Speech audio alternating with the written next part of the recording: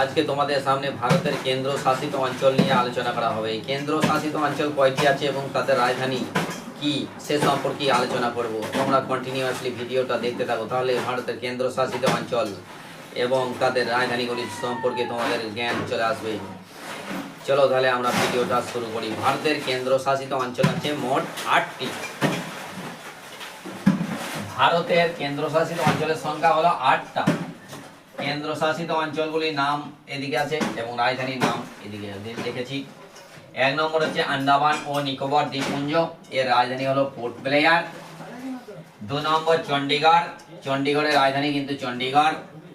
দাদরা ও নগর হাভেলি এবং দমন ও দিউ, এর রাজধানী দমন। দিল্লি, দিল্লির রাজধানী দিল্লি, দিল্লি হচ্ছে ভারতেরও রাজধানী। লাদাখ, লাদাখের রাজধানী লেহ, লোহিকার হ লেহ।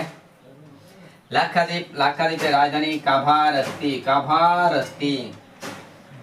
জম্মু ও কাশ্মীর, এর রাজধানী কিন্তু দুটো, মনে রাখতে হবে, জম্মু এবং কাশ্মীরের রাজধানী দুটো। গ্রীষ্মকালে রাজধানীর নাম হচ্ছে শ্রীনগর আর শীতকালের রাজধানীর নাম জম্মু। লাস্ট 8 নম্বর হচ্ছে পুদুচেরি, পুদুচেরির রাজধানীর নাম হচ্ছে পন্ডিচেরি।